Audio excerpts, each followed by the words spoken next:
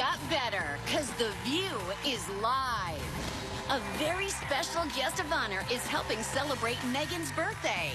Senator John McCain is live on The View. This American hero is opening up about fighting the biggest battle of his life. A giant of the Senate is battling brain cancer. Going maverick against President Trump. Half-baked, spurious nationalism. And how he feels about his daughter joining this crew at The View. I was in the hospital with him, and I said, "What do you think of this?" And he said, "Are you kidding?" Let's go! Here come Hot Topics with Whoopi, Sarah Haynes, Joy Behar, Sunny Hostin, and Meghan McCain. Now, let's get things started.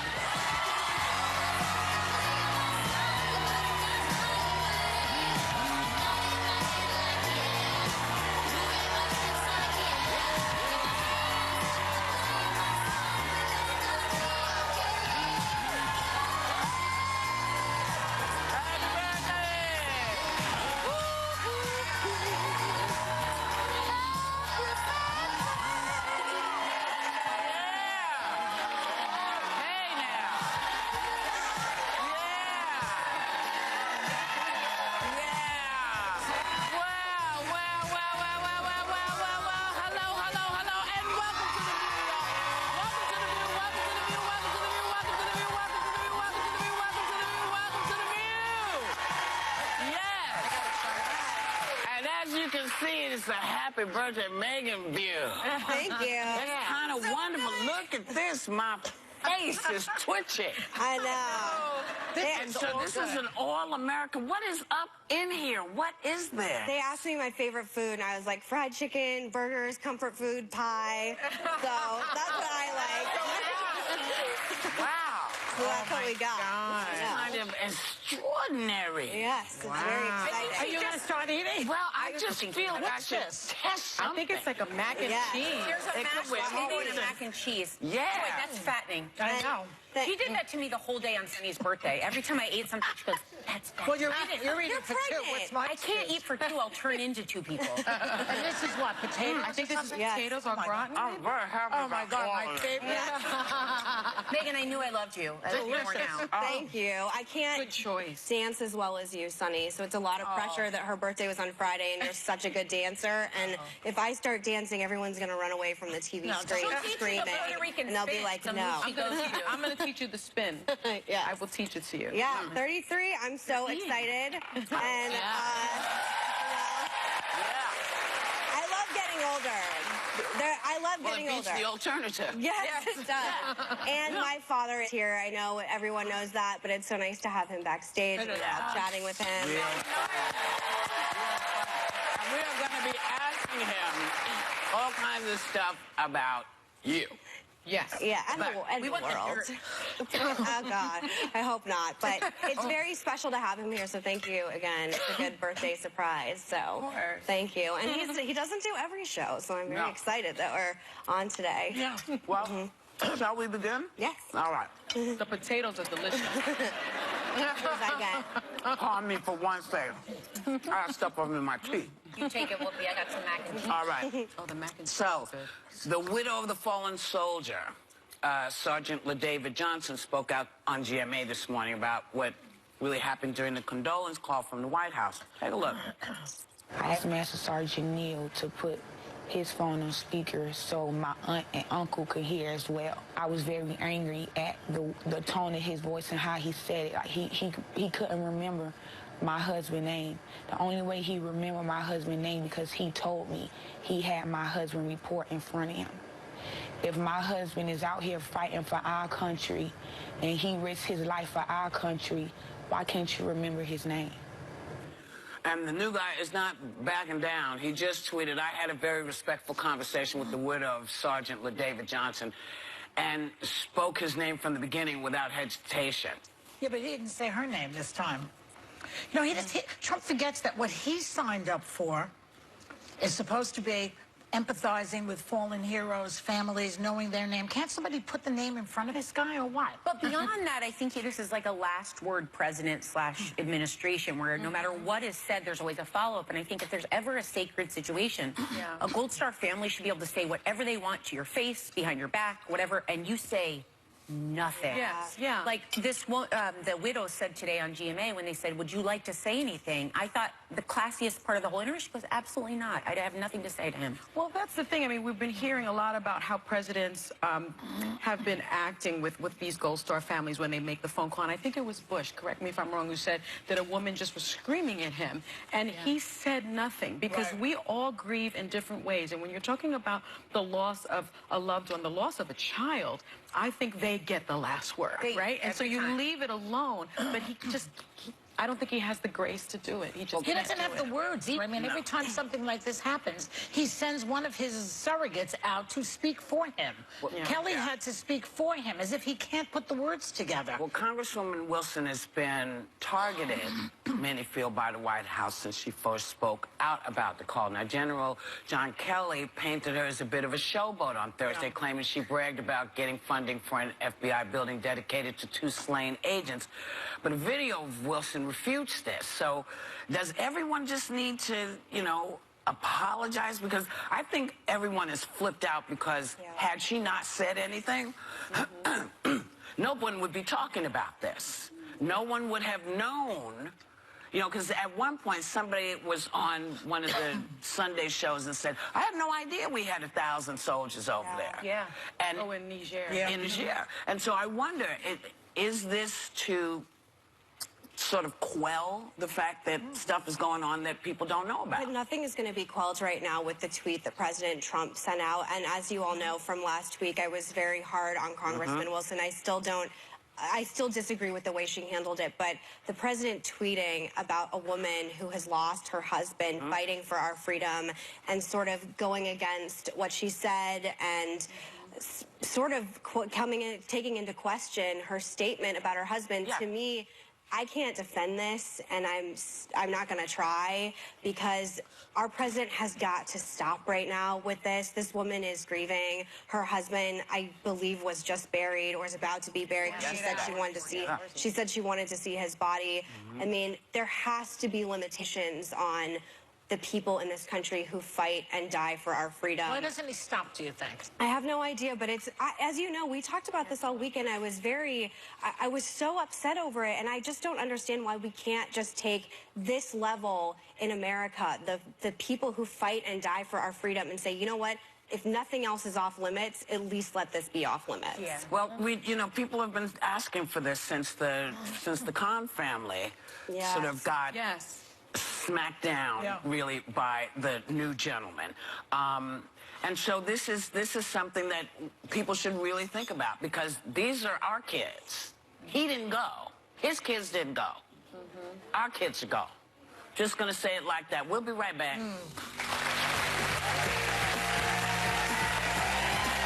Next, a View exclusive. Senator John McCain is live. And from standing up to cancer to being targeted by President Trump. Senator McCain, you mean the one who voted against Obamacare? To his daughter's new gig. It's all on the table. Okay, now, this is Hall of Fame good. Barbara Walters created an amazing show. Cheers to The View for being inducted to the Broadcasting and Cable Hall of Fame, for changing the game, and for over 20 years of changing daytime TV. Thank you. For taking a little time to enjoy and honor The View. Thank you. Yeah, we are View Strong.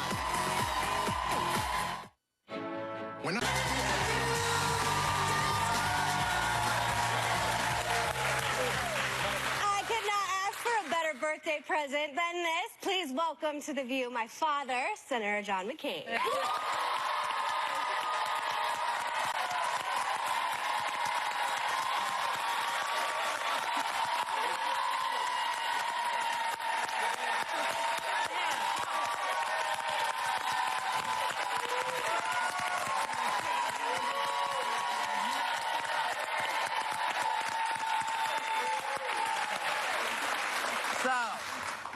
Senator, we hear that you and your wife, Cindy, were the ones who suggested that Megyn take this gig.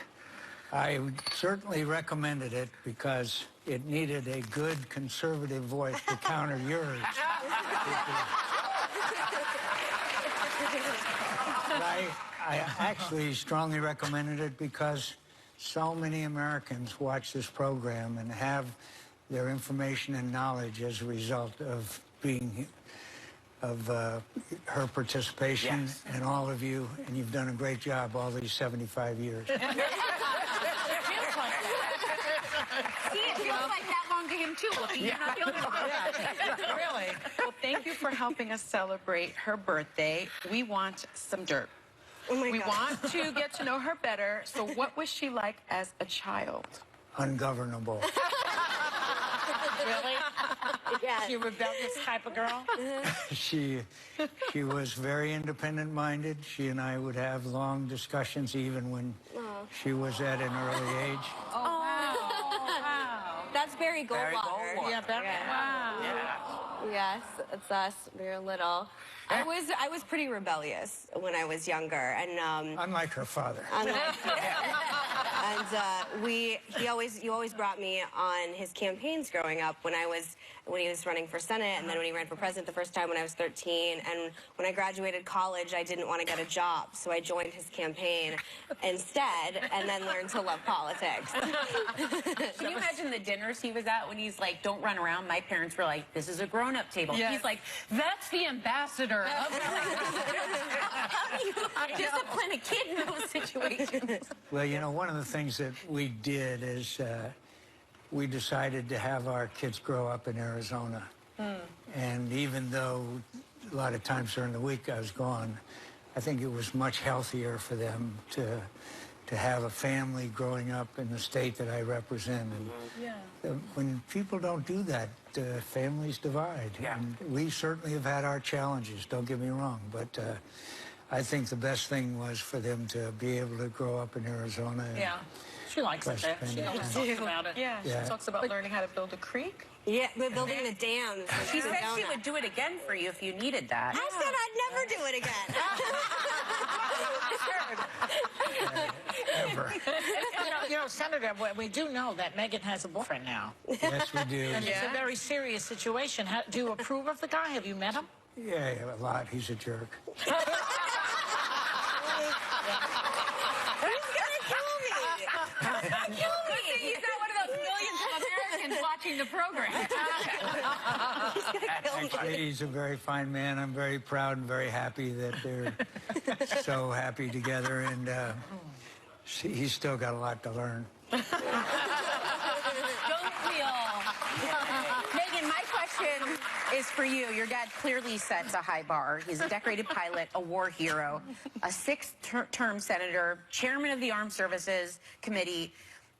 How scared was your boyfriend when you were like, just come on and be my dad? No, he's a normal guy. It's fine. Well, this one works in politics and has for a long time, so he wasn't as intimidated. And he actually met my dad at my brother's wedding for the first time and ended up just talking about like the healthcare, something very wonky. And I remember I took pictures that I still have of them talking, and I was like, Mom, I think it's going okay. I think we're going to be okay with this one. I think he's a fine man, and I'm very pleased, and we're going to have a very nice time together, and then he and I are, frankly, he's a little more conservative than I am. Really? He is. Wow. You know, does he have you have a great sense of humor, does he? No. It's an example of it. He is, though. It's weird. He's so conservative. It's the most So he's not conservative. funny? He's not funny at all? He's funny. I wouldn't say he's like in Is his he own like way. amusing funny? Yeah, Or he's like, he's wow. going to break up with me. I'm going to go off the show. He's going to break up with me. But it's interesting that I dated so many liberals that you didn't like, and then I've ultimately seemed to have landed with the most conservative guy in the history of the world. More conservative than you, right? Is there? Yes. Oh, wow. We Much both more, did. yes. Wow. You'll change him around. Now, you know, we've been sending positive vibes to you since you announced that you've been diagnosed with glioblastoma, which is a rare form of brain cancer. How are you feeling is really Fine, what I want to fine. know. I'm You feeling look fine. good. I did plenty of rest, plenty of food, plenty of exercise, and you know, I've had some other challenges. You beat it, so you know it should be scared of you, really. It should be scared of you. I'm just saying. Thank you. Ruby, and I don't mean to get a little sentimental, but it does make you appreciate every minute of every hour of every day. Yeah. We should all thank God for every minute because we are blessed. And we're blessed to be on the greatest nation on earth. Absolutely. But I agree with that. I agree with that, but it's challenging to try and keep it that way right now. And you're fighting the good fight, Senator, and we all appreciate that, don't we? Yeah, we do. And Joy, this is an entertainment program, and it's wonderful, and it's had great success all these years. But yes, we are in very challenging times, and I hate to go over what you just covered, but my friends, we should not be fighting about a brave American who lost his life serving his country. That should not be the topic of discussion in America today. Yes. Terrible. Terrible. What do you think about what Whoopi said, though? Whoopi said that this Congresswoman Wilson might have opened a can of worms about what's in Niger that maybe we wouldn't have known about. But Whoopi is right in that Americans should know what's going on in Nigeria. Yeah. Should know what caused the deaths of 4 brave young Americans. Should know what kind of operations we're engaged in. And one of the fights I'm having right now with the administration is that Armed Services Committee is not getting enough information. And they deserve it because we represent their families too. Yeah. Right. Yeah. So we're good. We need to make sure it doesn't happen again. Yeah. Exactly. Right. Unless you learn the lessons, then you're going to repeat them. Yeah. All right. Well, we're staying right here. You're not going anywhere, Dad. You have to stick around. And we'll be right back talking more.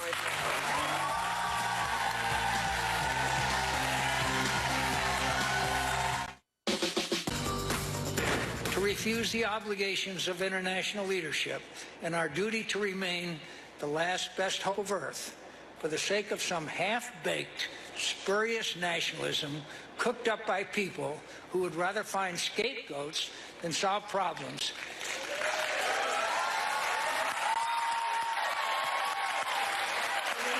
We're back with Senator John McCain. That was last Monday night when you were honored with the Liberty Medal by the National Constitution Center. And by the way, my friend Joe Biden was a great and wonderful man. Yeah. He is. Yeah. He is. Now, I noticed that you and I have a similar habit. You don't say you know whose name. I don't say it either. But it was clear that you were talking about you know who. And you know why. Yeah, you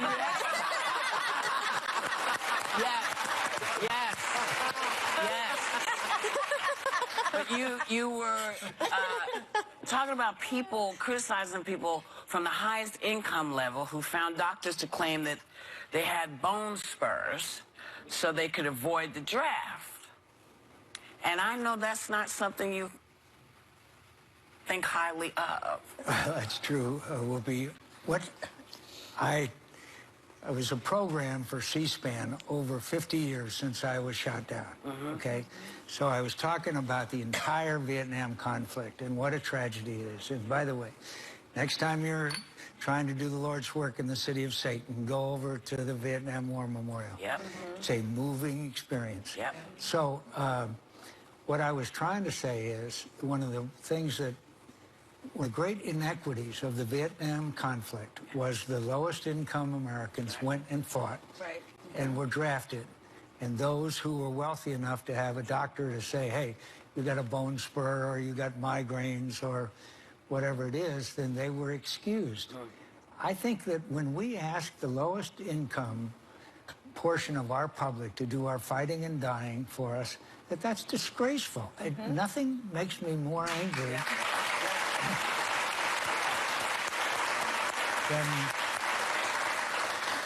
than that. And so that's why the Vietnam Memorial also has special meaning, by the way. So I was talking about it in the context of the 50 years. Yeah. And we were talking about, I didn't like the way the war was conducted. I didn't like McNamara. I didn't. Yeah. But I always praise those who served.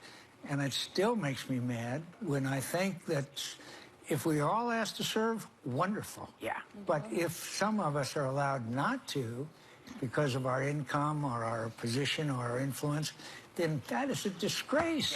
We're talking about the draft, when it's a draft. When there's a draft, which they had in Vietnam. I thought you were talking. We had the draft, and someone's name would come up, and if they were wealthy, many times, they would go to a doctor, and the doctor would say, okay, you've got migraines. Yeah. So that would go to the draft board, and they would be excused. Right. What about the farm? What about the inner city person? What about all of those who didn't have a doctor to go to or somebody of influence to get them? They thought they were expendable. Well, yes. People thought you were talking about Trump. Mr. Trump, because he had a doctor's note that said he had bone spurs. I think more than once, yes. More than once. Chronic bone spurs. Do you consider him a draft dodger? I don't consider him so much a draft dodger as I feel that the system was so wrong that certain Americans could evade their responsibilities to serve the country. We should have we finally did, as you know, we went to the all-volunteer force. Yeah, right. Yeah. And that's fine. Someone wants to serve, they should be able to. And by the way, that is now down to about 1 or 2% of the American public. But isn't it kind of galling when he says that, when he casts aspersions upon your service, when he got out because of bone spurs? Doesn't that ticks me off and a lot of people in this country? So I think the important thing is for us to help those veterans who need help. Yeah. I have a wonderful life. I'm the luckiest person you will ever see on this show.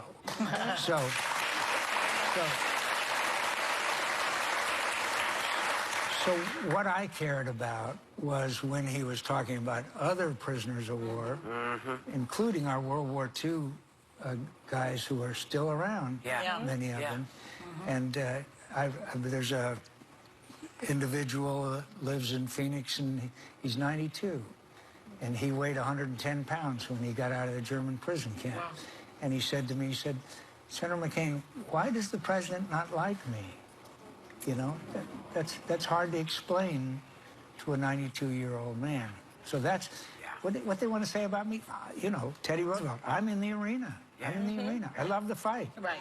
So you know, because he warned you the next day. Yeah. You did hear that. He said, oh, you need to be careful. Yeah, because he may not be nice. He might not be nice. Pretty, he said. It won't be pretty. He said he would fight back. Yeah. And it wouldn't be pretty. Are you scared? Doesn't he look scared?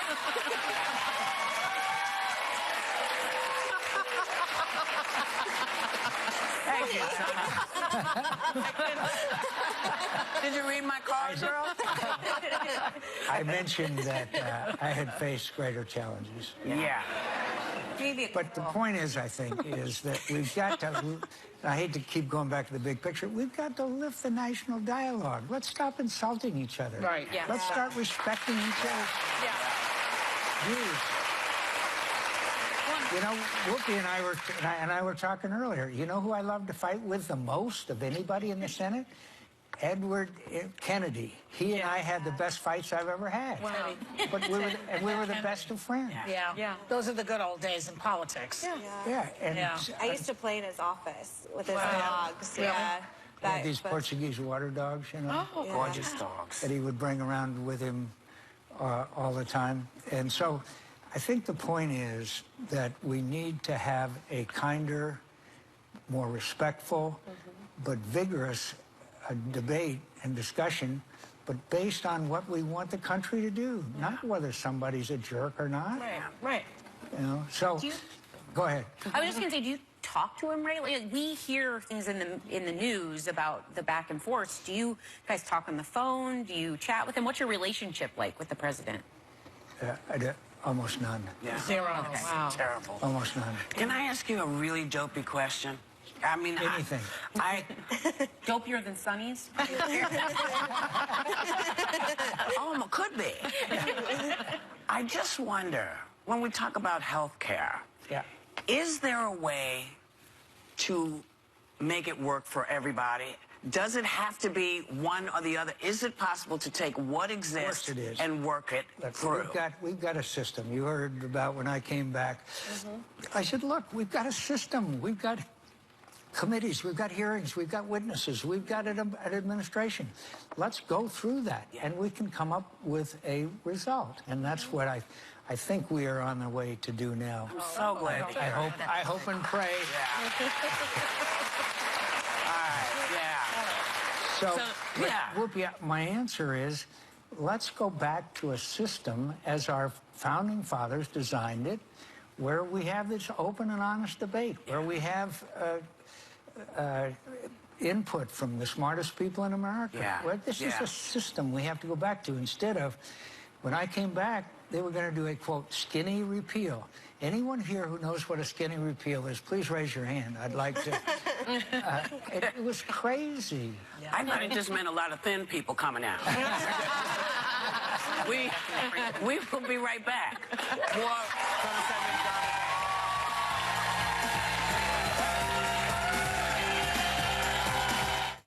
and still resonates.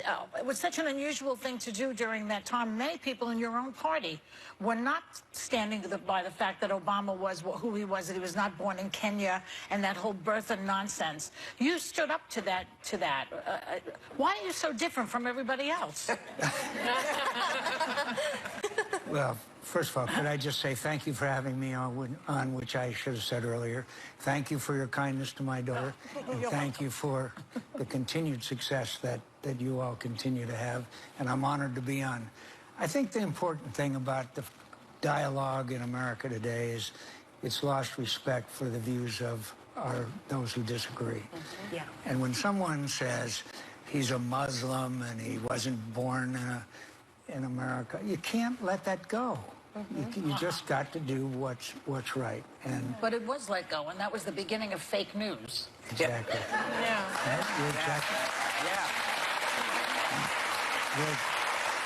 You're exactly right, which, as you know, is a huge problem now. Every time we turn around, we find out about some more interference or attempt to interfere with our election.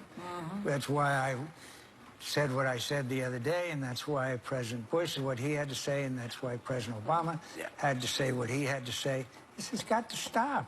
We've got to be respectful of one another's views. And have a dialogue that's based on truth and not on allegations and lies. And personal attacks. The personal attacks are what bothers you, because I go to schools and I encourage young people to be involved in public office and public service. We all do, particularly with all the disasters and things that are going on in the world, but also to be leaders. So if they're going to be attacked and maligned and their families attacked, then it's hard to motivate them to do so. And by the way, this show is exciting, it's fun, but it's also respectful. So thank you for that. Thank you. Thank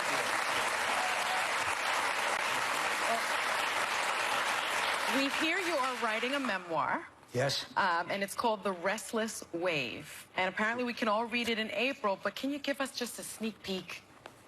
It's about a young man who was unfocused and rebellious and almost got thrown out of the Naval Academy on numerous occasions. Who was able then to form his life to one of service, filled with mistakes, filled with errors, filled with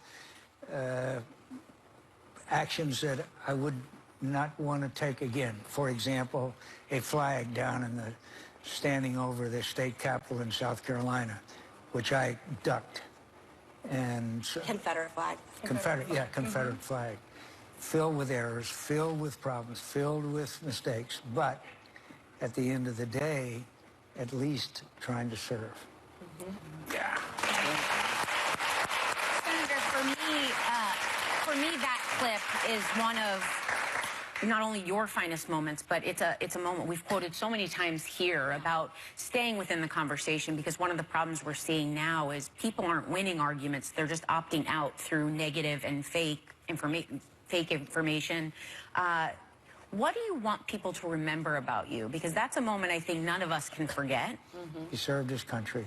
Yes. Yes.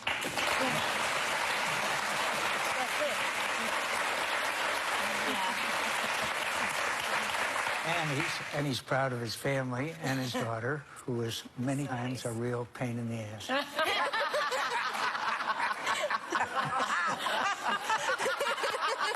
He sure has a way with words. She's very quiet today around you. She's quiet. I'm normally not this quiet. Well, I wanted to ask you, because it's one of the things we've talked about. We got to have the luxury of spending so much time in Arizona together. You have had such a long career. Do you have any regrets? Have we got a couple hours? Many regrets. But when you're in the arena and you try to do the right thing, many times you don't do the right thing. But you learn from it and you try to move on. I will never, ever get over the Confederate flag over the state capitol in South Carolina, okay? I'll never get over that. Yeah. And so you just got to do better the next time, knowing that you have to learn from the things that you have done wrong. And every day I make a mistake, but every day I'm trying to do that for the country and not for John McCain. And many times that's not the case. I'm sorry to say. Well, you're human. What you gonna do? What you gonna do? Well, Senator, we're going to just sticking around for one more. Okay. Okay. Good. All right.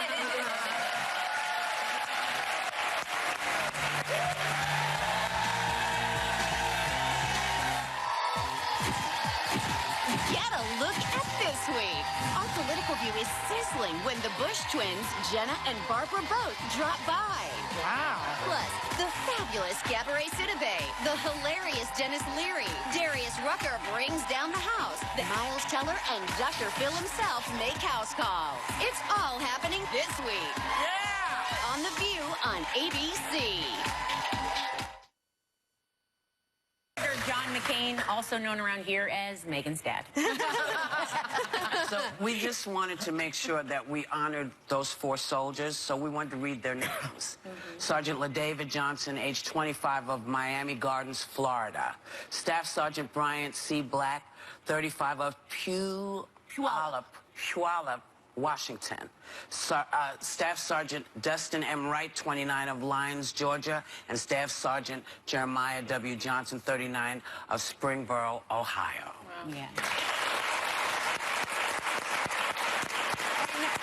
Senator, we heard, because of today's birthday, that you brought a special gift for your favorite child, Megan. I did. I am the favorite. I did. I added that for you. Thank you. Thank you. And it happens to be a picture of Megan and her old man. And This is,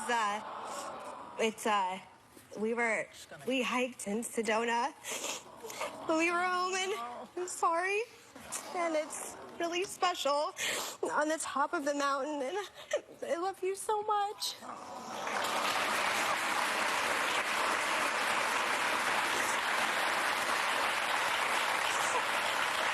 Can we point out that John McCain is wearing a do-rag, okay? He's wearing a do-rag. I'm just saying, okay? He's wearing a do-rag, y'all.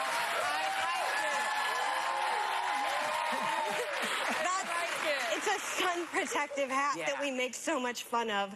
But if I dare go outside without sunscreen, it's the end of the world. Well, you're pale. So, there's no getting around that. You're really pale. you know. listen to the old geezer, my friends. Melanoma is a disease. You have got to stay out of the sun, okay? Yeah. You've got to stay out of the sun. Well, you got to wear that stuff. You got to put that SPF on. Yeah, and that great hat. I mean, I love it, Megan. I don't know if I go with great hat. Well, Megan, what is the biggest lesson you've learned from your dad? Because you tell us so much about him. That character matters, and that believing in something greater than yourself will always be important, and to really respect and love America and the people who sacrifice for us, and that America has always been great, and it's always going to be great. And I'm the luckiest person in the entire world. I mean, we are such a family. It's filled with blessings, and we have such a bond and such a love, and I'm so grateful for that. A lot of people don't have that with their parents. Yeah. That's right.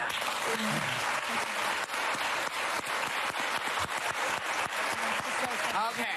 Will you allow an old man just to say, yes. I thank you for being here. I thank you for being Americans. I thank you for standing up for the things that we believe in. There are people all over the world that are watching this program, that are inspired by our desire for freedom of speech, for all of the good things that America is all about. We are still, as Ronald Reagan used to say, a shining city on the hill. Thank you. Yeah. So Senator McCain, stick around. He's going to stick around. And we will be right back. We will.